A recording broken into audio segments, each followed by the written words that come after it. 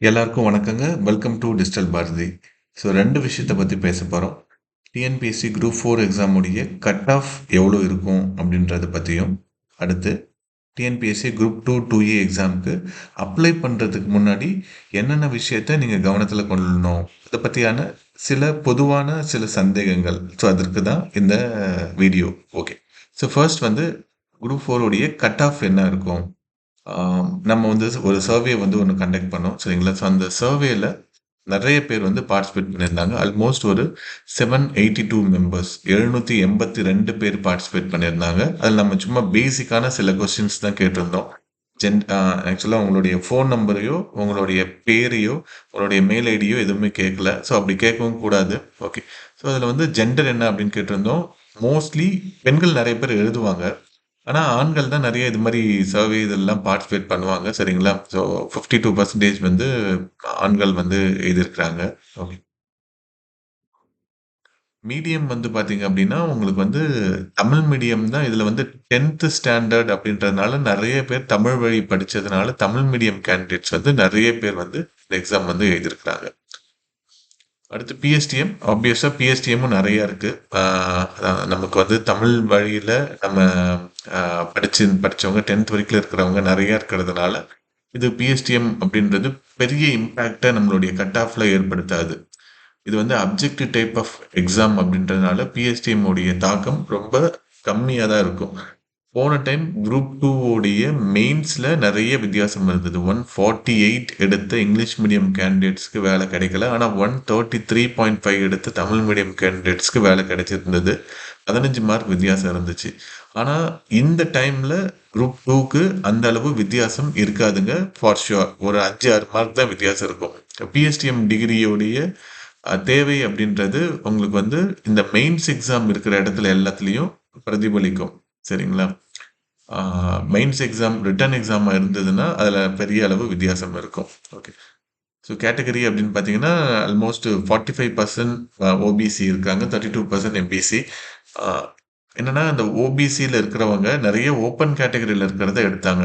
இப்போ நம்ம பார்த்த குரூப் 2ல வந்து பார்த்தீங்கன்னா நிறைய ஓப்பன் கேட்டகரியில் இருக்கிறவங்களோடத பிசி தான் எடுத்தாங்க. அதனால எம்பிசி எஸ்சியோடைய கட் ஆஃப்ல வந்து நிறைய பேருக்கு வேலை கிடைக்காம போனது காரணம் இந்த ஓபிசி வந்து ஃபுல் ஜென்ரல் எடுத்ததுனால தான்.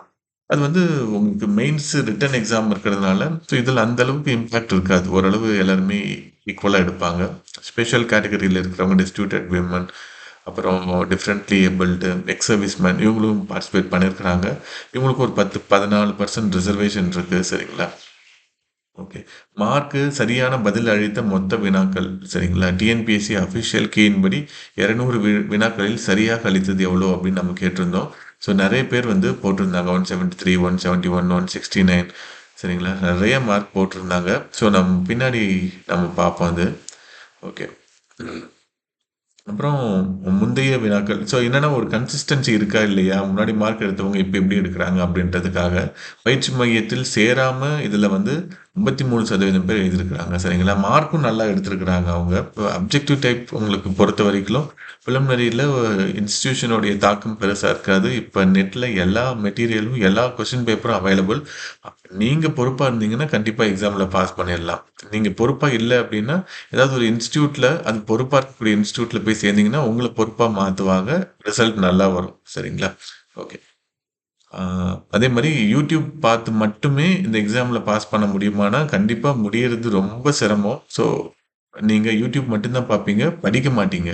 சரிங்களா? உங்களுக்கு ஒரு டெய்லியும் உங்களுக்கு ஒரு அசைன்மெண்ட் கொடுத்து அதை ஃபாலோ பண்ணி ஒரு டெஸ்ட் வச்சு அந்த டெஸ்ட்ல நீங்க பெர்ஃபார்மன்ஸ் எப்படி இருக்கு அப்படின்றது இந்த வேலை எல்லாத்தையுமே நீங்களாவே பண்ணணும். ஒரு யூடியூப் வீடியோ உங்களை பண்ணாது. யூடியூப் வீடியோ எப்படி போடுவாங்கன்னா, இப்ப நான் அடுத்து வந்து நித்தி ஆயோக் பத்தி ஒரு வீடியோ போடுறேன் அப்படின்னா, ஓகே எனக்கு அத பத்தி தெரிஞ்சிருக்கு நான் போடுறேன். உங்களுக்கு அது தேவையா இல்லையா அப்படின்றது தெரியாது.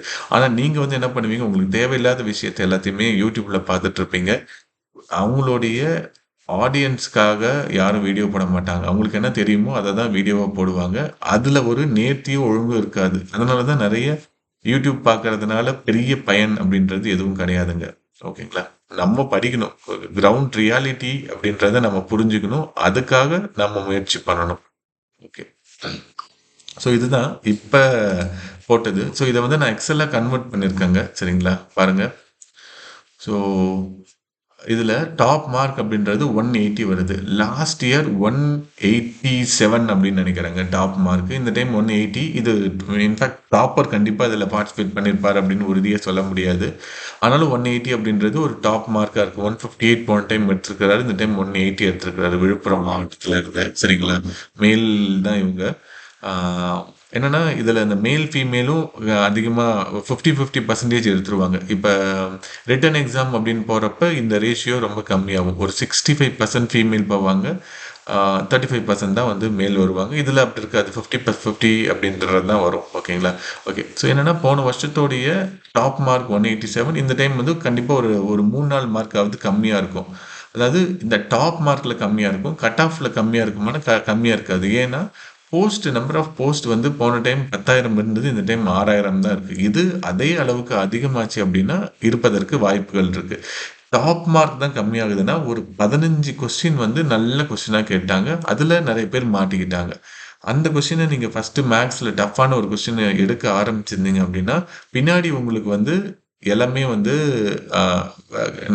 இந்த டஃப்பில் ஆரம்பித்ததுனால பின்னாடி வரக்கூடிய கொஸ்டின்ஸ் எல்லாமே உங்களுக்கு ரொம்ப கஷ்டமாக இருக்கிற மாதிரி ஃபீல் ஆகும். ஆனால் அது ஆக்சுவலாக ஈஸியான கொஸ்டினாக தான் இருந்திருக்கும். சரிங்களா, ஸோ இது வந்து ஒரு நேச்சுரலான ஒரு சைக்காலஜி. நிறைய பேர் வந்து எங்கள் இதில் மேக்ஸ் வீக்காக இருக்கிற பசங்கிட்டலாம் மேக்ஸ் கொஸ்டின் வந்தால் அப்படியே பக்கத்தை திருப்பிடு, மற்ற கொஸ்டின் எல்லாத்தையும் போட்டுரு, கடைசியாக உனக்கு என்ன டைம் இருக்கோ அதில் நீ மேக்ஸ் போடு போதும் அப்படின்னு சொல்லுவோம். ஸோ ஒரு மேக்ஸ் கொஸ்டின் எடுத்துக்கிட்டு 20 நிமிஷத்துக்கு ஆன்சர் தேடினவங்களாம் எனக்கு தெரியுங்க. ஓகே, ஸோ அப்போ 180 அப்படின்றது டாப் மார்க். இப்போ இது வந்து ஒரு 184-85 வரைக்கும் போகலாம், 86-87 கூட போகலாம். சரிங்களா, ஆனால் போன டைம் அளவுக்கு அதிகமான மார்க் இந்த டைம் அதிகமாக எடுத்துருக்க மாட்டாங்க. ஸோ அது வேணால் இங்கே உறுதியாக சொல்லலாங்க. ஓகே, ஸோ இதில் 170 அண்ட் எபோவ் எவ்வளோ பேர் இருக்கிறாங்கன்னா மொத்தமாக பார்ட்டிசிபேட் பண்ண 782 பேரில் 121 பேர் இருக்காங்க. 15% பேர் வந்து கண்டிப்பாக ஒரு நல்ல மார்க்கை எடுத்திருக்கிறாங்க. நீங்கள் பாருங்கள், இது மோஸ்ட்லி யாரும் இந்த போகஸாலாம் பண்ணியிருக்க மாட்டாங்க. வேறு சேனலில் அது மாதிரி பண்ணுவாங்க. நம்ம சேனலில் எல்லாமே ஒழுங்காக படிக்கணும் அப்படின்ற பொறுப்பாக இருக்கிறவங்க மட்டும்தான் அதை ஃபாலோ பண்ணுவாங்க. மற்றவங்க அதை சட்டையே பண்ண மாட்டாங்க. ஸோ அவங்க கொடுத்த டேட்டா தான் கண்டிப்பாக ரிலையபுளாக தான் இருக்கும். 170 அண்ட் எபோவே பாருங்கள் எவ்வளோ பேர் இருக்கிறாங்க அப்படின்ட்டு. அப்போ என்ன தெரியுது அப்படின்னா கட் ஆஃப் வந்து கண்டிப்பாக 170 அண்ட் எபோவ் தான் உறுதியாக போகும். இதில் நம்பர் ஆஃப் பார்ட்டிசிபெண்ட்ஸ் வந்து 782 தான் இருக்கிறாங்க. இன்னும் கொஞ்சம் நம்பர் ஆஃப் பார்ட்டிசிபெண்ட்ஸ் நிறைய ஆனாங்க அப்படின்னா கண்டிப்பாக இந்த ஏன்னா நமக்கு மொத்தமாக இப்போ ஒரு 2,500 ரேங்க் 2,500 3,000 பேர் இருக்கிறாங்க. அவங்களுடைய மார்க் எல்லாமே லிஸ்ட் அவுட் பண்ணியிருக்காங்கன்னா ஈஸியாக நம்மளே கட் ஆஃபை வந்து முடிவு பண்ணிடலாம். ஒரு 10,000 பேர் பார்ட்டிசிபேட் பண்ணியிருக்கிறாங்க, 150க்கு மேலே இருக்கிறவங்க எல்லாருமே பார்ட்டிசிபேட் பண்ணி இதில் போட்டிருக்காங்கன்னா நம்மளே சொல்லிடலாம் இருக்கக்கூடிய வேகன்சி இவ்வளோ, ஸோ அப்போ இவ்வளோ மார்க் தான் வரும் அப்படின்றது. ஸோ அப்போ ஈஸியாக கட் ஆஃபை ப்ரெடிக்ட் பண்ணிடலாம். ஸோ எனக்கு இப்போ தெரிஞ்ச வரைக்கும் 172 அது மாதிரி வருவதற்கு வாய்ப்புகள் இருக்குங்க. 171 172 வரதுக்கு போஸ்ட் இன்க்ரீஸ் பண்ணாங்கன்னா கண்டிப்பாக 169 வரைக்கும் கூட கட் ஆஃப் குறையிறதுக்கு நிறைய வாய்ப்பு இருக்குது. ஓகேங்களா, நம்ம இதுக்கு முன்னாடி இந்த வீடியோ போட்டிருந்தோம். இந்த லாஸ்ட் இயரோடைய மார்க் என்ன அப்படின்ற விவரத்தோடு போட்டிருந்தோம். அதையும் நான் டிஸ்கிரிப்ஷன் லிங்க்கில் கொடுக்குறேன், நீங்கள் பாருங்கள். ஏன்னா இதில் நம்பர் ஆஃப் பார்ட்டிசிபெண்ட் மட்டும் இன்னும் கொஞ்சம் அதிகம் பண்ணிட்டோம் அப்படின்னா நம்மளால் ஓரளவு இதை கண்டிப்பாக தீர்மானிக்க முடியும். நமக்கு வந்து இந்த டைப்பிங் வந்து முன்னாடி ரொம்ப கம்மியான பேர் தான் முடிச்சிருந்தாங்க, இப்போ நிறைய முடிக்க ஆரம்பிச்சிட்டாங்க. சரிங்களா, ஒரு 6 மார்க் வரைக்கும் வித்தியாசம் இருக்கும். இப்போ 171 கட் ஆஃபாக இருக்குது அப்படின்னா 165 166 அது மாதிரி வரைக்கும் கூட டைப்பிங் முடிச்சிருந்தா வரும். நான் சொல்கிறது எல்லாமே பிசி கேட்டகரிக்கு நான் சொல்கிறதுங்க. சரிங்களா, இந்த மார்க்கு இப்போதைக்கு இவங்க கொடுத்துருக்க டேட்டா வச்சு தாங்க. இன்னும் இந்த டேட்டா நிறைய கொடுத்து நம்ம ஒரு 5,000 6,000 பேர்லாம் நம்ம இதில் பார்ட்டிசிபேட் பண்ணியிருக்காங்க குரூப் 2 மெயின்ஸ்க்கு நம்ம போட்டதில். ஸோ அது மாதிரி பார்ட்டிசிபேட் பண்ணிட்டாங்கன்னா நம்மளால் ஈஸியாக கணிக்க முடியும் எவ்வளோ அப்படின்றது. ஓகேங்க, ஸோ இதுதான் குரூப் 4. சரிங்களா, குரூப் 4உடைய டீட்டெயில். அடுத்து கட் ஆஃப் நீங்கள் இன்னும் கொஞ்சம் பார்ட்டிசிபேட் பண்ணுங்கள், நம்ம அப்டேட் பண்ணுறேன். கம்யூனிட்டி அப்படின்னு இருக்கும், நம்ம டிஜிட்டல் பாரதிலேயே நிறையா இருக்கும், வீடியோ ஷார்ட்ஸ் அப்படின்ட்டு கம்யூனிட்டி இருக்கும். அந்த கம்யூனிட்டியில் போனீங்கன்னா அப்பப்போ ஏதாவது டிஎன்பிசி அப்டேட் வருதுன்னா அதில் நாங்கள் எப்பயுமே போஸ்ட் பண்ணுவோம். மற்றபடி எங்களுக்கு டெலகிராம் கிடையாது, அப்புறம் வந்து வேறு ஃபேஸ்புக் கிடையாது, எதுவுமே கிடையாது. இது எங்களுக்கு கிடைக்கிற இது ஒன்று மேனேஜ் பண்ணுறதுக்கே ரொம்ப சிரமமாக இருக்குது. சரிங்களா, ஓகே. இன்ஸ்டாகிராம். ஸோ அது கூட எனக்கு மறந்துருச்சு. இன்ஸ்டாகிராம் அப்படின்ற பேர் கூட. ஓகே. ஸோ இன்ஸ்டாகிராம்ல எதுலயுமே கிடையாது. இந்த யூடியூப் சேனல்ல கம்யூனிட்டில நாங்க அப்பப்போ போஸ்ட் பண்றோம். நீங்க பார்த்துக்கோங்க. ஓகே. குரூப் 4க்கு வந்து கட் ஆஃப் இதுதான் இருக்குங்க. ஸோ இப்ப நமக்கு குரூப் 2க்கு வந்து பார்த்தீங்கன்னா, எனி டிகிரி, எனி போஸ்ட் இந்த கிளாரிஃபிகேஷன் தந்துட்டாங்க. யார் தந்திருக்கிறாங்க அப்படின்னா, டிஎன்பிசியே தந்துட்டாங்க. ஸோ இது என்ன பிரச்சனை அப்படின்னு பார்த்தீங்கன்னா, டிஎன்பிஎஸ்சி உடைய இந்த நோட்டிஃபிகேஷன் ஃபார்மட் இருக்கும் இல்லைங்களா? இதெல்லாம் 1970, 80களில் ஆரம்பிக்கப்பட்டது. ஸோ, அப்போ வந்து உங்களுக்கு வந்து இந்த மாரி பிஏ, பிஎஸ்சி, பிகாம் இது மாரி தான் இருந்தது. பிஇ டிகிரி வந்து ரொம்ப கம்மி தான். அப்ப வந்த நோட்டிஃபிகேஷன் நம்ம ஆள் இன்னும் காப்பி பேஸ்ட் பண்ணிட்டு இருக்கிறதுனால, இந்த இந்த டவுட்ஸ் எல்லாமே வந்துச்சு. ஸோ, ஒரு பொட்டன்ஷியல் கேண்டிடேட் நல்லா படிக்கக்கூடியவரு, இந்த குரூப் எக்ஸாம் எழுதலாம் அப்படின்னு ஒரு ஐடியாவும் இல்லாம உள்ள வந்து பார்க்குறப்ப, நோட்டிஃபிகேஷன் பார்த்துட்டு, ஓகே இந்த டிகிரி நமக்கு எலிஜிபிள் இல்ல அப்படின்ட்டு வெளிய போறதுக்கு வாய்ப்புகள் நெறையா இருக்கு. ஸோ, அடுத்த நோட்டிஃபிகேஷன்லயாவது இந்த எனி டிகிரி அப்படின்றத போட்டு இவங்க மென்ஷன் பண்ணாங்க அப்படின்னா நல்லது. சரிங்களா? ஸோ, எனி டிகிரினா எனி போஸ்ட் எக்ஸெப்ட் இந்த ASO finance, ASO law, JCA இந்த மாரி ஒரு சில போஸ்ட்ட தவிர மத்த எல்லா போஸ்ட்டுக்கும் இந்த மாரி செக்ரட்டரியேட்ல இருக்கக்கூடிய அசிஸ்டன்ட் போஸ்ட், ஃபினான்ஸு, லா இதுக்கு தவிர மத்த எல்லாமே எல்லாருக்குமே எலிஜிபிள். சரிங்களா? ஸோ, அதனால அத நீங்க கவனத்துல கொண்டுக்கோங்க. நீங்க டிகிரிய வச்சு உங்கள இன்எலிஜிபிள் பண்ண மாட்டாங்க. எனி டிகிரி நம்மளுடைய யுஜிசி ரெகக்னைஸ் பண்ண எந்த டிகிரியா இருந்தாலும், அது நம்ம இந்த எக்ஸாம் எழுதி உள்ள போலாம். Okay. Ex service man issue என்ன ஆயிடும் அப்படின்னு பார்த்தீங்கன்னா, எக்ஸ் சர்வீஸ் மேன் இந்த டைம் கூட குரூப் 2, குரூப் 4 எக்ஸாம் ஒரே டைம் வந்ததுனால 2லயுமே வேலை வாங்க பார்த்தாங்க. குரூப் 4 வேலை எடுத்தவங்க திருப்பி குரூப் 2க்கு வந்தாங்க. அவங்கள நெறைய பேர திரும்ப அனுப்பிச்சுட்டாங்க. ஒரு சிலர் கோர்ட் ஆர்டரோட வந்தவங்கள மட்டும் வேலைக்கு எடுக்க விட்டாங்க. ஸோ, நீங்க ஒரு டைம் தான் இந்த டிஎன்பிஎஸ்சி எக்ஸாம்ல இந்த சர்டிஃபிகேட்ட வச்சு உங்களால வேலை வாங்க முடியும். இன்னொரு டைம் வேலை வாங்க முடியாது. ஸோ, அத கவனத்துல கொண்டுக்கோங்க. சரிங்களா? ஓகே. அதே மாரி நீங்க 10த் முடிச்சுட்டே நீங்க ஐடிஐ முடிச்சுட்டு நீங்க மிலிட்டரிக்கு போயிருந்தீங்க அப்படின்னா, உங்களுக்கு 15 இயர்ஸ் சர்வீஸ் பண்ணியிருந்தாவே, உங்களுக்கு வந்து ஆர்மி டிகிரி அப்படின்றது தந்திருப்பாங்க. அது வந்து 12த் எக்ஸாம் நம்ம போய் எழுதணும் அப்படின்ற அவசியம் இல்ல.